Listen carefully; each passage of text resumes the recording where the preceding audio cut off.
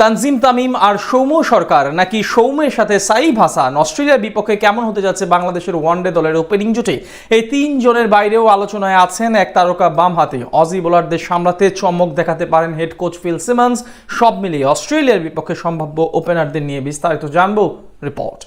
ঈদের পরেই দীর্ঘ 5 বছর পর অস্ট্রেলিয়া ক্রিকেট দল বাংলাদেশের মাটিতে আসবে সিরিজ খেলতে, যার শুরুটা হবে 3টি ওয়ানডে দিয়ে। 2027 বিশ্বকাপের আগে টাইগারদের জন্য এই সিরিজটি হতে চলেছে বেশ গুরুত্বপূর্ণ, যেখানে সবচেয়ে বেশি আলোচনা হচ্ছে ওপেনারদের নিয়ে। কারণ নিউজিল্যান্ডের বিপক্ষে সিরিজে এই পজিশনে বলার মতো কেউ তেমন পারফরমেন্স করতে পারেননি, তাই আগামী সিরিজে কারা থাকবে সেটাই বড় প্রশ্ন।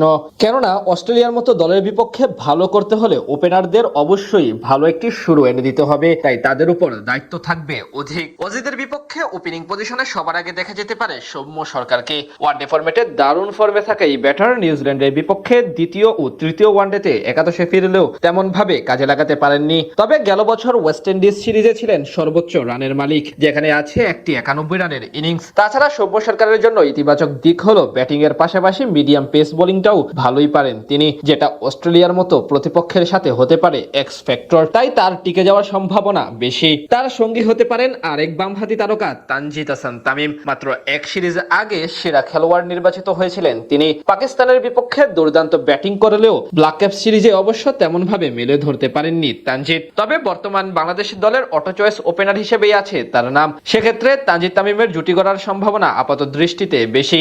শেষ 6 ওডিআই ম্যাচে 3টি অর্ধশতক আছে তার নামের পাশে। স্ট্রাইক রেটও বেশ মানানসই। এই অ্যাপ্রোচ অজিদের বিপক্ষে বজায় রাখতে পারলে দারুণ হবে বাংলাদেশের জন্য।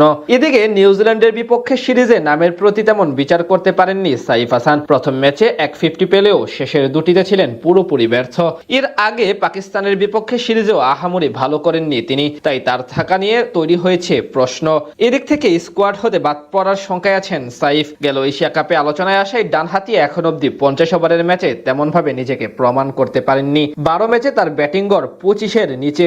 শেষ 2 সিরিজে কেবল একবার অর্ধশতকের দেখা পেয়েছেন, তাই তার জায়গায় আলোচনায় আছেন পারভেজ হোসেন ইমন। এখন পর্যন্ত 3টি ওডিআই ম্যাচের ক্যারিয়ারে তার ব্যাটিং গড় 36, রান করেছেন 108। সেখান থেকে তিনি সুযোগ পেলে সেটা চমকে যাওয়ার মতো কিছুই হবে না। তবে 3জন বাম হাতে ওপেনার নিয়ে স্কোয়াড সাজাবে কিনা সেটাই বড় প্রশ্ন।